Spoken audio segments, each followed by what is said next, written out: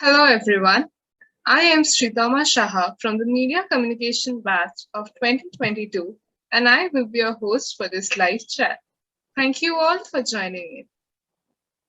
We have gathered here for a live interaction with Khyati Sindhwani, an alumna from the 2015 batch and now the founder of her own venture, Masala Food Consours. Khyati gained various experiences working with corporates, NGO firms, agencies, and startups while studying at SCMC. Khyati specializes in UHNI client relations and management and has been closely associated with India's luxury sector across varied verticals ranging from retail, travel, and hospitality. Thank you so much, Khyati, for joining us today. Before we begin, a quick note for the participants.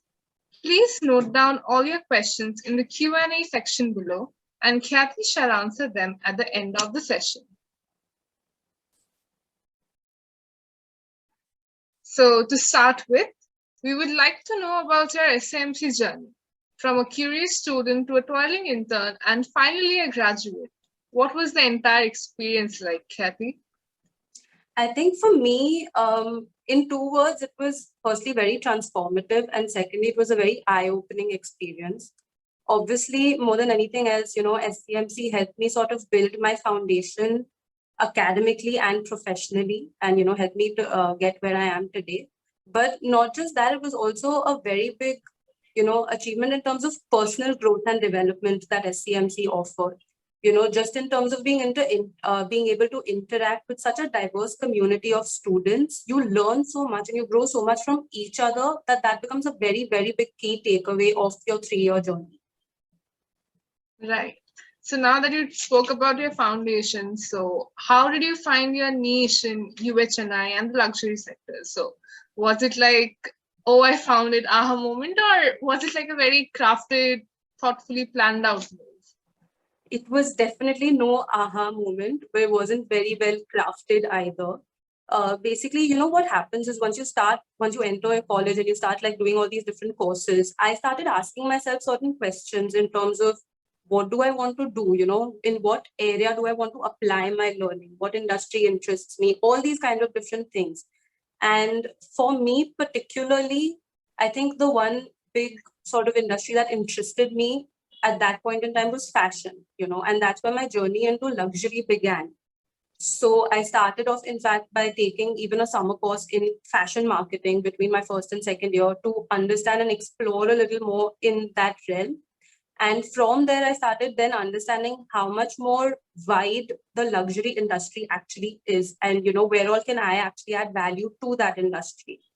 And then I just started exploring on the basis of that, and it sort of found me. 4 years ago, 5 years ago, had you told me that, oh, I'd end up working in the luxury industry in private jets or, in hospitality, I would not have believed you. This is just something that then came from that growth and from that exploration. But initially, I think the entire idea came up from fashion, and that one point built up to this, entire journey. Right. So like when you were exploring things and when you were a newcomer, so how did you deal with the pressure, like, and all the competition that was around in the industry?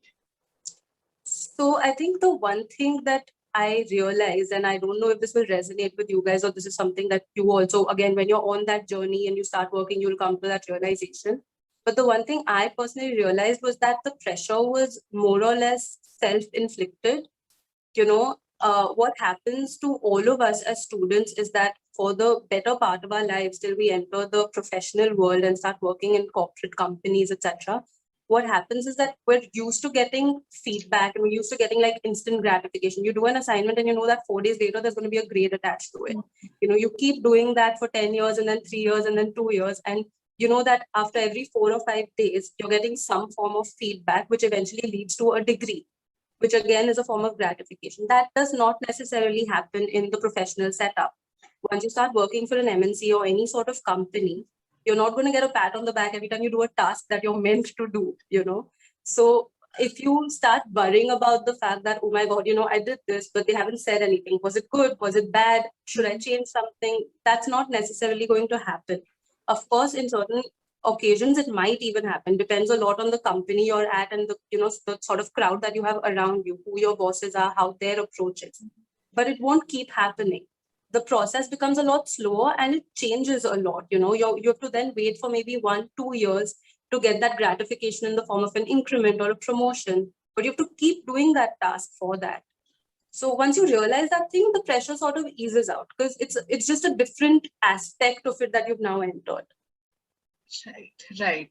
So please tell us something about your own venture, like Masala Food Constores. Like, how did it happen? What was your inspiration behind it?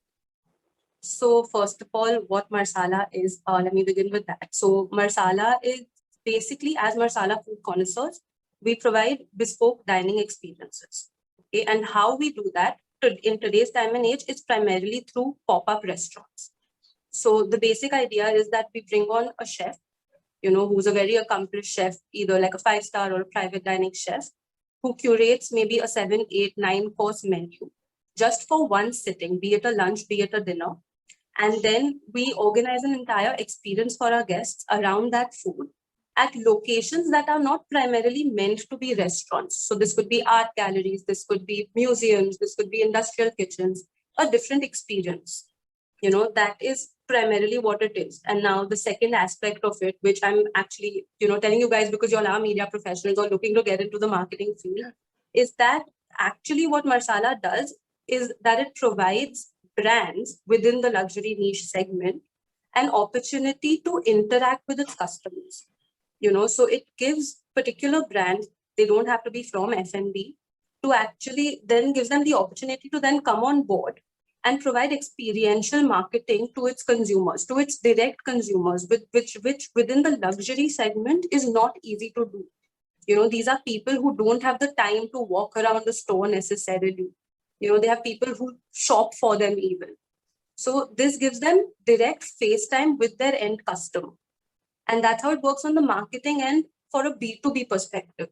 Right.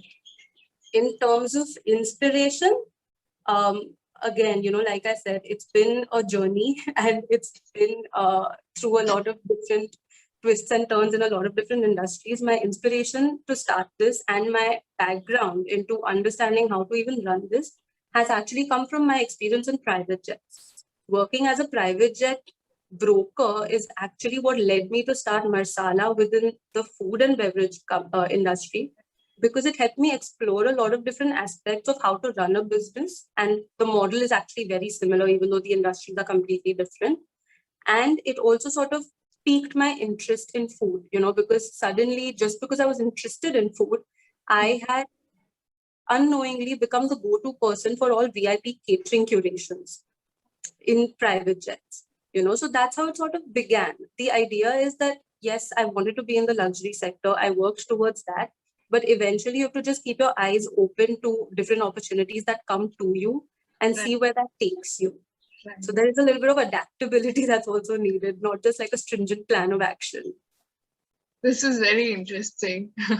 But then, yeah, let's move on. So, yeah, now that you have already spoken about it, what do you think? Do you think that the luxury sector in India has seen growth in the recent years, and how the market here is different from that of its international sector? It's been growing exponentially for a long time now. In today's time and age, actually, India has the third largest number of billionaires in the world. So the market is there. It always has been.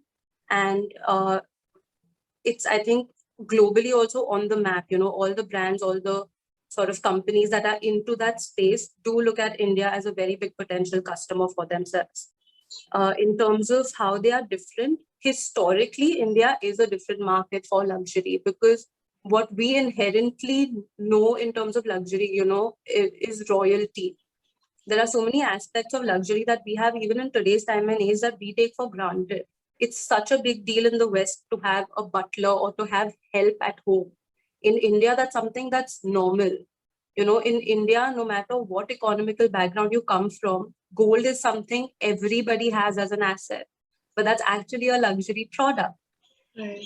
So there are those fundamental differences, but as in how time is progressing, I think it's all morphing. Every client at the end of the day is a global client. You don't, just because you are an Indian client doesn't mean you're buying luxury in India. You're traveling the globe and you are a global consumer.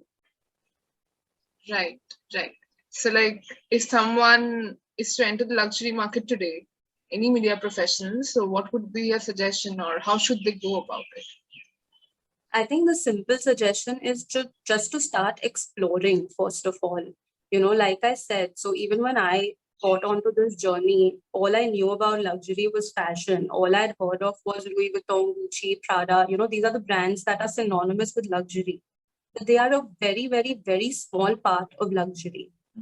To put it simply, the first thing you need to understand is that luxury actually exists as a subsection of every consumer industry. There's luxury real estate, there's luxury aviation, there's luxury automobiles.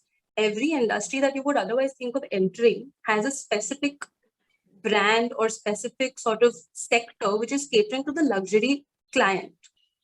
So you just have to start exploring and find what your interest is. And a great way of doing that is through, the internships and through the projects that SCMC does offer you. Like that's one thing I know I took advantage of as well. Once I identified, for example, that fashion was what I was interested in, I actually did a lot of research to then identify and realize that, the ex-fashion editor of Vogue at that point in time had left Vogue to start her own company. And then that is where I chose to do my internship, just because I thought that she was somebody that I wanted to learn from.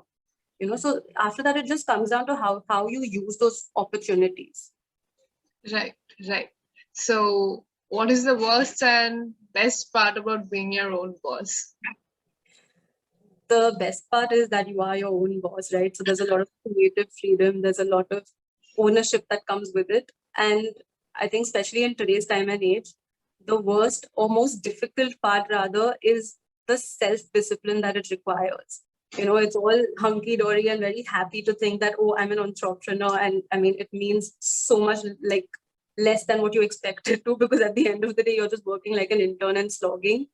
But the key aspect of it is that you need a lot of self-discipline to be able to get your company to where you want it to be. Right. Everything is on you. Everything's on you. Yeah. So now going back to college, so if you could go back in time to college days, what is that one thing you would like to do differently, and of course why? Frankly, largely speaking, I don't know if I would do anything differently. My college experience was one that I'll never forget. On a practical sort of approach, if I have to suggest something, and again, I don't know how this resonates with you guys in this climate particularly, but being in Mumbai, I had the advantage of just coming home for every internship that I did. Now, if I look back, maybe I would have wanted to explore and, just understand what it's like to work in a different city or in a different environment. That's maybe one thing I would have done differently. But again, I'm assuming that you guys are doing probably, online internships right now. I don't know how much of that resonates with you. Yeah, we have been in online from second semester. Yeah, this is my fourth semester. So yeah.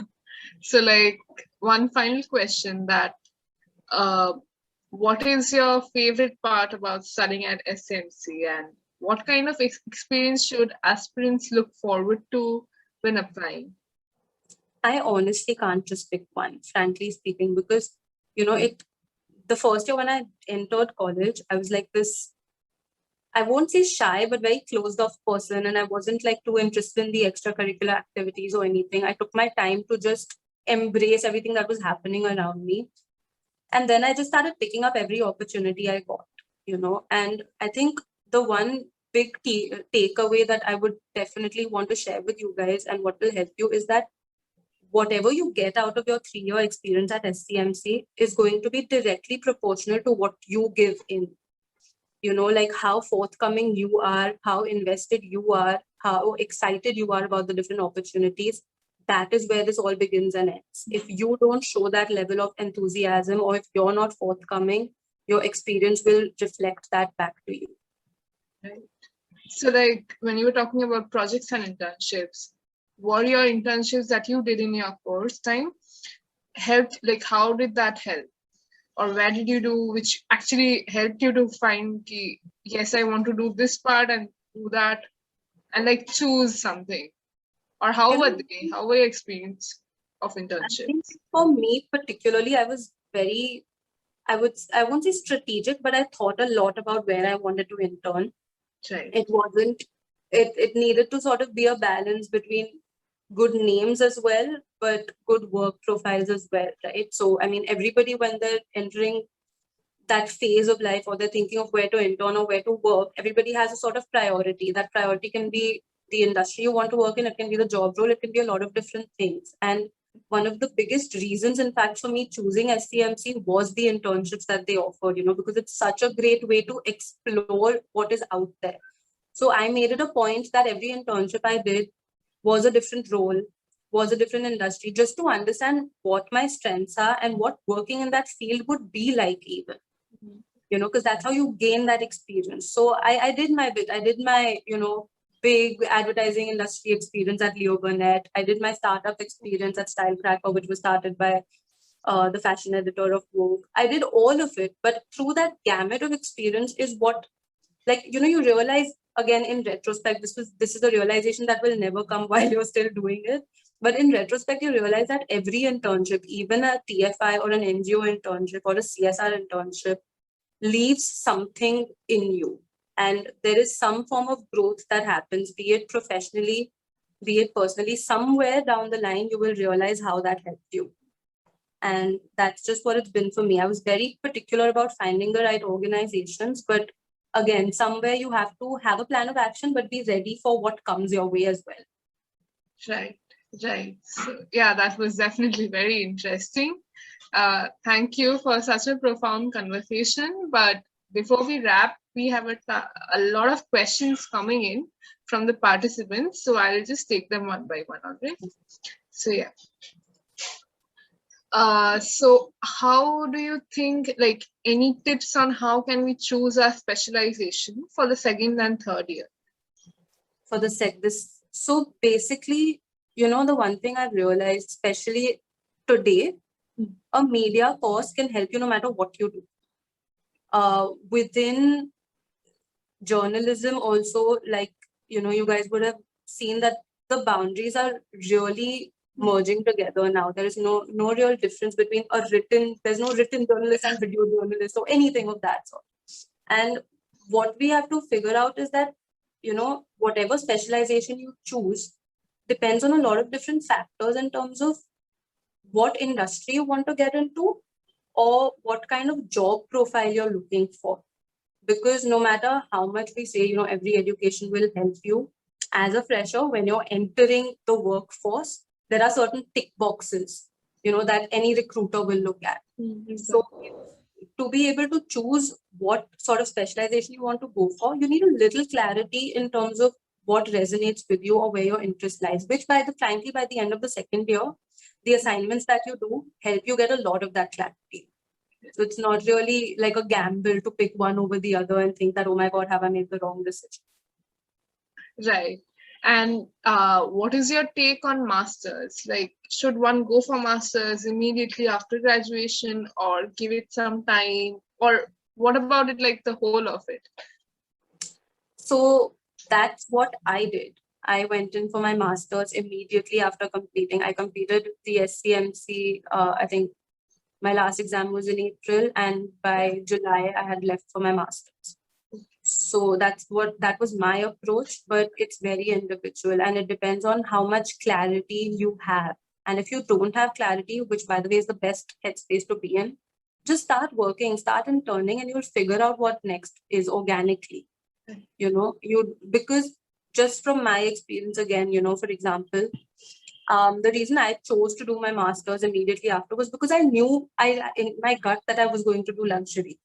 And it's not that I could not enter the luxury market without that master's. I very easily could have. But somewhere down the line, what happens is that by the virtue of having a specialized degree in luxury, I was given preference in terms of the jobs, or I was given a higher package in terms of the jobs, those are the factors that come into play. And over maybe 4 or 5 years, if you're working with one company and you're up for a promotion or something, that's where these specializations then impact what you're doing or how far you go.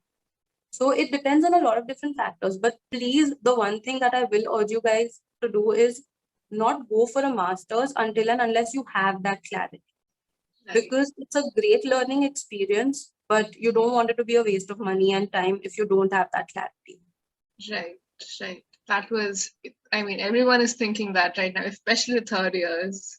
So, what do you think that one should wait for the next question? Do you think that one should wait to gain experience in the industry and only then go for some sort of business or entrepreneurship or startup, or what should they do? What are your tips on it? I frankly, honestly, I don't even know if I'm in a position to give tips, but the simple truth of today's time is that depending on the business, I don't even think you need to wait till you graduate, right? If you want to start an online company, you can do that and run it successfully while you're still a student, even. Especially right now when you guys are anyway like studying from home. Unfortunately, there's a little less socialization that's happening for you guys. You have a lot more time at hand to start something on the side, right? So I don't think there's any right or wrong time for it. It just depends on what you want to do. If nothing else, it's an experiment. If it fails, you're so young right now, it doesn't matter. So Right, you're right, better off for the experience of it. right. So, next question is, what were your major struggles in setting up Masala? This is very interesting. My major struggle, frankly, and it's still going on, is COVID. Yeah. The fact of the matter is that the kind of company that I've envisioned or the kind of company that I'm looking to build is based on experiential marketing, and it's based on face-to-face interactions, right? Now, it's too early in the game for me to completely pivot from what I want to do and give the customer something just because there's a lockdown and I can't get them out. So it's about striking a balance between what I can do right now and where I want the company to be. Because if I shift things too much right now, maybe I make it a delivery platform, for instance, because it's food related. I don't want the client to be confused about what I do. Because that's not the core of it. And I'm too early in the game right now to be able to take that risk. So there are a lot of different factors to be considered, and there's a lot of ups and downs that are happening, obviously, at this moment. But yeah, I think there are a lot of external factors primarily that cause these problems and issues, which you just have to learn to deal with. Right. So, okay, next question is, do you have any regrets from when you started your journey? How did you cope with it? Which journey exactly? I think the person is talking about your entrepreneurship journey. Regrets? No. What worked for me particularly was the fact that, again, this is a very personal thing. I don't know if that makes sense to you guys or not, but I was happy that I'd gained work experience before I started this company. I put some money in the bank. I had some understanding and knowledge of the customer that I was looking for. And, I had been trained in a very hands-on way by my previous jobs to handle what I was going to do. So there's no regret. Yes, I wish that the pace was slightly faster in today's time and age, which it isn't, but that's perfectly fine because it's given me a lot of time to even think and refine the concept and refine what my aim for the company is. But I'm happy with the choice that I've made. Right. So, next question is, how did you diversify from day-to-day marketing to experiential marketing? I think it's not really a very difficult diversification because luxury marketing in itself is very different than normal marketing. As soon as you start marketing something to that consumer, that caliber of a consumer, things are different, and experiential marketing caters a little more to them. That's just the fact of how it works. It's very rare or almost never are you going to see, I don't know, like a TV ad of Porsche, right? Or anything like related to, for example, a Ferrari. They're not going to advertise on TV. That's not how they market. Right. So it's a different ball game altogether. And just in that sense, this was not a difficult shift. The basics of marketing apply to every aspect of it. Right. So, okay, now we have a different question. Like, what is your opinion on online classes versus the physical classes? Like, how should you think that, what do you think that how we can make most of it, even if it's off online? See, again, personally, I mean, I can't imagine having my SCMC experience happen online. I'll be very honest. The 3 years that I've spent in Pune have been so amazing and like such a time that we look back to even today. I don't know what it would have been like for me, at least, to do it online. What online has done for you guys in particular is that it's probably freed up a lot more of your time, and I think, again, just maybe a generic piece of advice, but from what I have seen, even for example, with doing a master's in a specialized field versus going for a normal MBA or something, is that the world in general and the industries in general are moving towards micro credentials. Right. So they're looking for further and further specializations. And that is something that you guys can probably, you'll have the time to explore is, do those online courses, do Right. those certificate courses, basically, which can prove your worth to your, eventually when you're applying for a job. I mean, that's just a practical advice that I can give you guys. I really do wish you all had a more hands-on experience, Yeah. especially because so much of it, only 20% of your learning is happening in class. I still remember one of the biggest experiences. We were learning about, I think, Giffen goods in economics while we were at SCMC, which is basically, products which are labeled under the generic brand name. For example, if when you go to a Star Bazaar, you'll see a Maggie, which is obviously, Maggie, the branded product. And then you'll see Star Bazaar Maggie, right? So things like this, which we used to go out and like I'd go out with my friends and we'd see this and we'd get excited and entertained by the fact that we know what this is and look at the strategies they're using and start discussing those things. So many of these different aspects that come into play, which obviously is slightly tougher for you guys to sort of understand it or experience. But I mean, we've always been a social media generation, so I don't think it's that bad. Yeah. Yeah. And one last question that we would take is something that life taught you that the books and education keeps us wary of. Something that you learned on your own.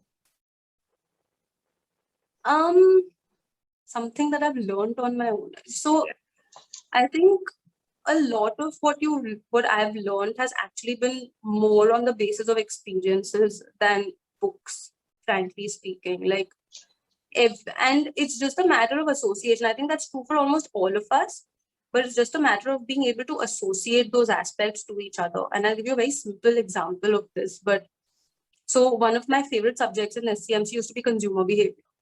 Okay. And logically speaking, it's a very bookish thing that we talk about compliance techniques, right? That's something that you learn about. But the fact of the matter is, if you break down those compliance techniques, it's something all of us have practically used on our parents since we were kids. Okay. I mean, everybody on this panel right now will resonate with the idea of planning a Goa trip and thinking, oh my God, will my parents say yes or no? Right? Everybody's thought it. And then what do? We start by saying, oh, like, you start slowly, you start plugging it into conversations, and you slowly start telling them, maybe this is what I want to do. Yeah. You start talking about maybe doing a sleepover or a weekend getaway to Lonavala, and then push your way forward and say, Mama, I'm going to Goa, right? Everybody's done this. That's a compliance technique. Simply put, it's a compliance technique, right? It's called, what's it called? This one's called, snowballing. It's as simple as that. But again, similarly, there are so many of these that we've used in our personal lives and experiences. Whatever the books are actually teaching us is what we experience. We just don't know what it's called or what it's about. So that's just how the back and forth happens. But I don't think there's any knowledge in the books that you've not already experienced, especially at a college like SCMC, which is so hands-on and practical. Right. Right. That was very interesting, like how you resonated a very real life experience with what you learned. That was great. Okay, but we have a lot of questions coming in, but due to time limitations, we have to restrict ourselves here. But perhaps Khyati will be able to communicate with you outside of this forum and seek your support. Thank you so much for sharing your experience with us and taking time out for it.